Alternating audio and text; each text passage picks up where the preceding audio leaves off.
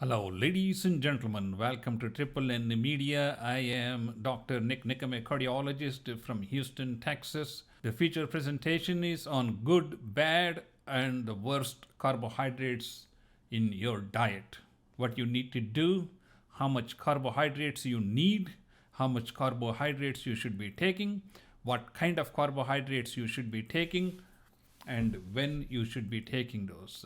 Hopefully, by the end of this presentation, you will have a very good general knowledge about carbohydrates and what are the things that you need to incorporate in your diet and the things that you need to eliminate from your pantry. Carbohydrates, when it comes to carbohydrates, just like anything else in life, proteins, fats, they are not created equal. There are what are so-called great or good carbohydrates, and then we have the bad carbohydrates. Then I will also talk about the worst possible type of carbohydrates which you should eliminate from your diet and from your pantry. Let's take a little deeper look into these carbohydrates. Carbohydrates are starchy material that's seen in regular products like rice, pasta, potatoes, and a variety of sources like fruits, vegetables. The main thing we need to focus upon is not what type of carbohydrates we should be taking. The real question is how much carbohydrate we should be taking. And I'm going to contradict some of the dietary recommendations done even by the American Diabetic Association when it comes to carbohydrates, because carbohydrates are not essential for survival, just like essential amino acids. There are 8 essential amino acids which you need to get from your diet in order to build muscles and body tissue. There are essential fatty acids like the omega-3 fatty acids, which play an important role in your cellular membranes and metabolism. But carbohydrates are not essential. That means you have to have carbohydrates. But unfortunately, we overindulge in these carbohydrates, which are the major culprit for obesity, heart disease, diabetes, vascular problems, and you name it. Everything begins with a high carbohydrate diet.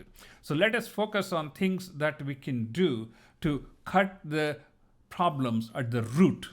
That is to say, if you cut down your carbohydrates to minimal quantity that you can get by, then it is going to fix a lot of your problems like obesity, sleepiness, lethargy, high cholesterol, heart disease, diabetes, and the rest of the gang. We need to add more great carbohydrates, that is, the vegetables, fruits.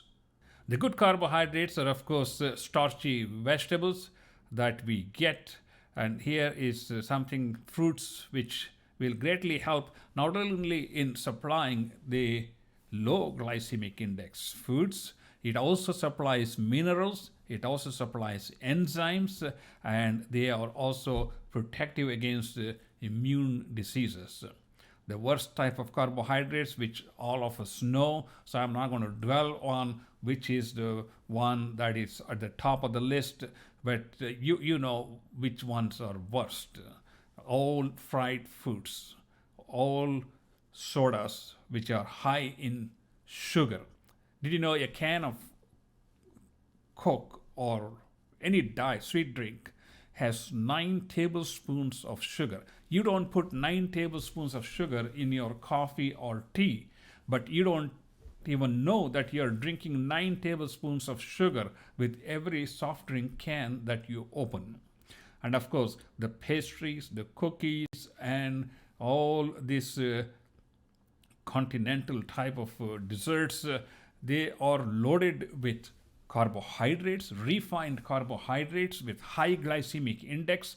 They are loaded with calories. Anybody says carbohydrates are empty calories, don't believe that. They are trying to deceive you. Carbohydrates are full of calories, and those are the worst possible type of calories you can get, and I will explain as to why in a minute. So let us focus on the green side of this table when it comes to carbohydrates, the vegetable side of this chart, and minimize the quantity of carbohydrates that we get from starch like potatoes, pasta, rice, tortillas, or naans or chapatis, depending upon which part of the world you come from. Anyway, let's ask the basic fundamental question. What happens to the carbohydrates that we eat? And when I answer this question, it will make a lot of sense to you as to what you need to do when it comes to carbohydrates in your diet. So first thing is the body takes the carbohydrates, the glycogen, and it absorbs this glucose. Whatever the carbohydrates or long carbohydrate chains like that you see in starch, rice, all these things, they are broken down into the smallest unit class called the glucose or fructose. And these units are rebuilt in the liver into what is called glycogen. Glycogen is like think of it as like a tanker with oil, which provides the immediate energy. Each molecule of glucose gives 38 units of adenosine triphosphate or ATP. That is like the energy molecule. The energy molecule that moves the muscle, the energy molecule that moves the joints, energy molecule that makes the brain cells work, interconnections and other things. So the glycogen provides the immediate energy. But to your surprise, you will know the body stores no more than 600 to 700 grams of glycogen. That is 600 to 700 grams of carbohydrates. And as I said, it is used mostly in immediate energy it is used as an immediate energy source. And as you can see, it is of limited quantity.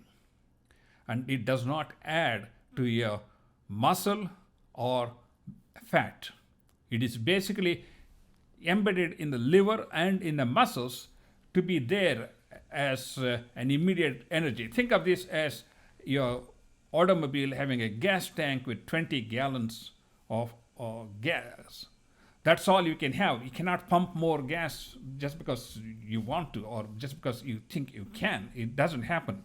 Same way, the glycogen storage is limited.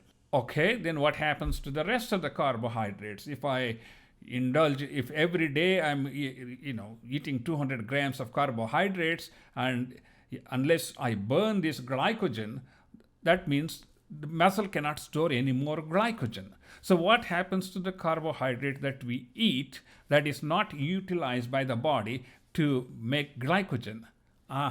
This is where the most important part of this presentation comes into the picture. The glucose is further broken down into a tricarboxylic acid, which is then reconverted into fat.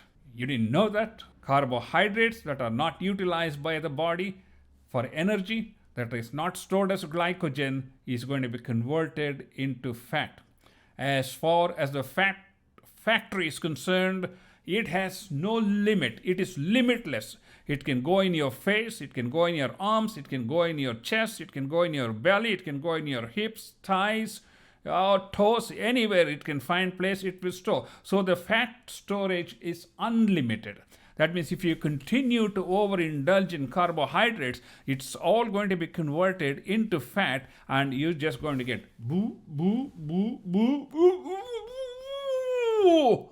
Brother, you started off as a teenager like this, and now you're bloated like this. I can hardly move. You know why you can't move? It's the story of every one of us, not just yourself. I'm sorry, I'm not trying to pick on you. And the fat deposition is permanent, more or less, unless you really seriously try to reverse it. And I'll tell you how we can try to reverse it. That leads to obesity, heart disease, diabetes, and as I said, it keeps growing day by day by day. You wonder, what the heck, I'm just breathing air and I'm gaining all this weight. Yeah, but you didn't tell us about all the snacks that you are eating. You didn't tell us about all this extra carbohydrates that you are getting. So, how do you stop this nonsense? Okay, we'll come to that now. Before I get into how we stop this insanity with fat buildup, let's talk about a different topic that is related to the carbohydrates, namely the glycemic index. What in the world is glycemic index? Glycemic index tells us how quickly a given carbohydrate that is put in your stomach raises your blood sugar level. If it raises to the same level as pure glucose, it is called a glycemic index of 100 or equal to glucose ability to raise blood sugar. And here are the glycemic index of various foods that we consume on a daily basis. The glycemic index of bran rice is 27 versus white rice is 64. That means your white rice raises your blood sugar level faster, quicker than the brown rice. Same thing with oatmeal. The glycemic index is 87. They talk about having oatmeal breakfast. Think about it. Your glycemic index is 87. It is going to quickly jack up your blood sugar level. And white bread is the worst of all, which is equivalent to just like taking a whole bunch of glucose in the morning along with your coffee and all the other breakfast you eat, which may also have contained. But on the other hand, look at the green vegetables. They also contain sugar, but the sugar level increase is 1/3 of most of these grains and starch materials that we use, like rice, pasta, potatoes. They all have pretty high glycemic index. Similarly, fruits are in between the vegetables and grains. They are like ranging from 25 all the way watermelon. Watermelon is an outcast in this group. It has a glycemic index of 72. While we are talking about vegetables and fruits, for example, your carrot has a glycemic index close to 103. Dates taste so sweet, but its glycemic index is 105. It raises blood sugar level faster than the glucose itself. Okay, now if you look at the dairy products, which are rich in protein and fat, their glycemic index are less unless you go to something like ice cream where you add extra sugar in it and then your glycemic index goes up. Same thing with proteins like beans, cereals, peanuts, lentils, lima beans, chickpeas. They have a glycemic index of around 40 because the nuts contain, these are the nuts, they contain fat. It's a complete nutrition for that matter. It has fat, it has protein, and it also has carbohydrates. So nuts is a good choice to just add less than 1 ounce per day if you want to snack on something, because that will provide not only the protein, but it will also provide the essential fatty acids. Here is a chart showing or explaining in a better manner what is a glycemic index. As I said, if you take glucose and you just take it and measure your blood glucose level after 1 or 2 hours, your blood sugar will be high, and whatever the number we see, we compare that to the foodstuffs that we talked about in the previous chart. Yeah, like agents like glucose, baked potato, jasmine rice have a very high glycemic index, pretty close to glucose. Whereas broccoli, apple, chickpeas have a low glycemic index. What's the glycemic index got to do with carbohydrates? Well, it is, especially if you have diabetes, you don't want to suddenly raise your blood sugar level, because when you suddenly raise your blood sugar level, the insulin level goes up. When the insulin level goes up, the insulin, what it does is it moves your glucose into the cell as fat. You don't want that. That's why when people go on insulin, they gain weight, because that's what insulin does. It reduces the blood sugar level, but the glucose is going into your body system, which is eventually converted into fat. So we are giving something to correct one problem, but on the other hand, we are adding a whole new problem of fat, obesity, heart disease, and arthritis, all these things.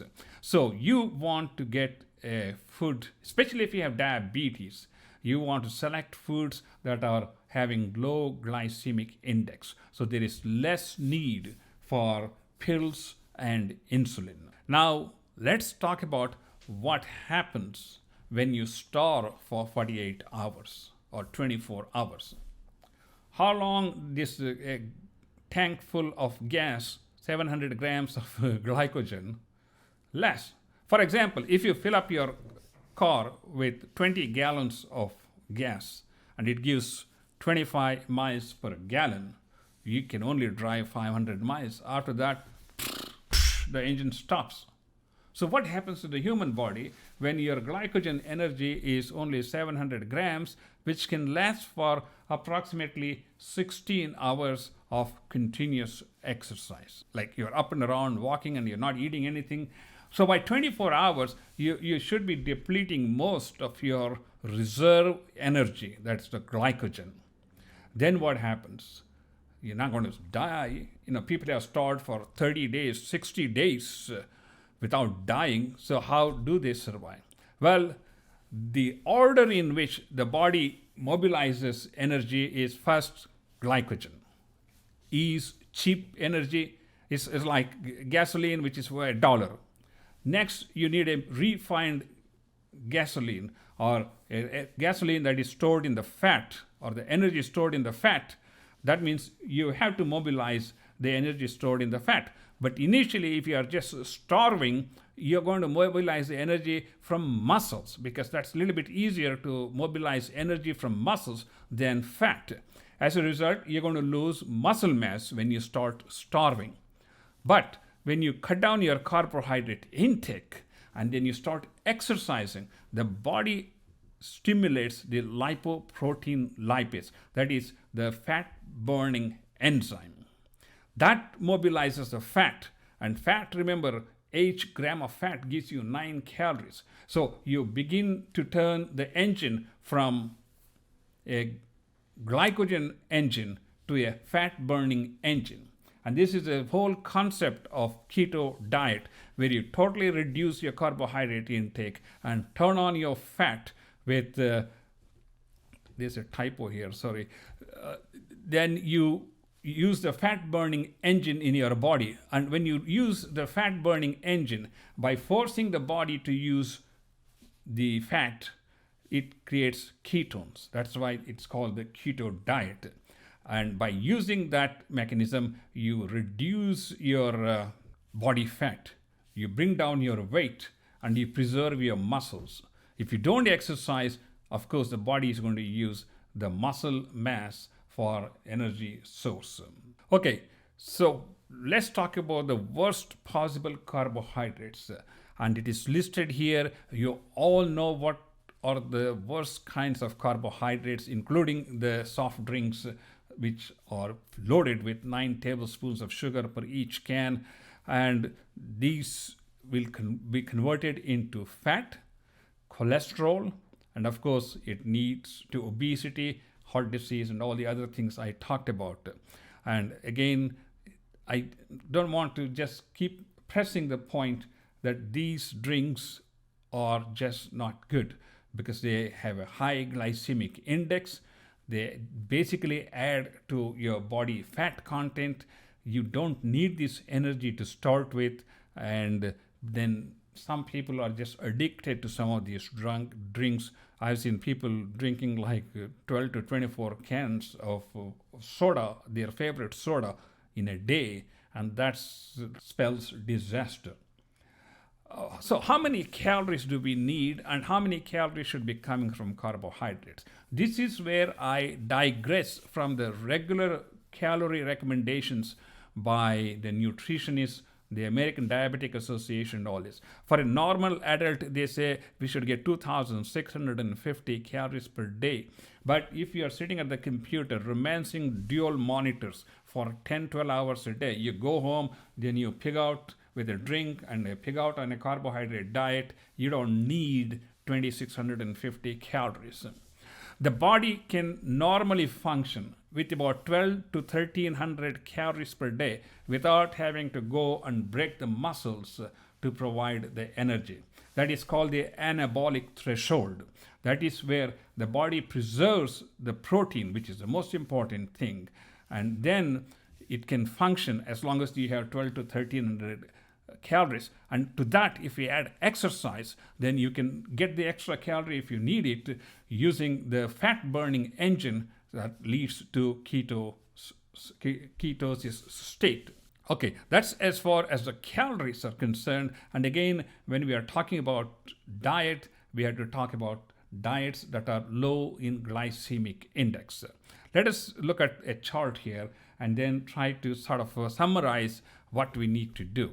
As I said, my recommendation is 12 to 1500 calories for an adult over 35 to 40 years, unless you're doing rigorous physical exercise, and that will help you to keep your muscle mass and burn fat for energy. As a matter of fact, did you know birds flying eagle, it uses fatty acids. In fact, your heart beats from the day it is formed until the last heartbeat. And what do you think heart muscle is using? Fatty acids. Think.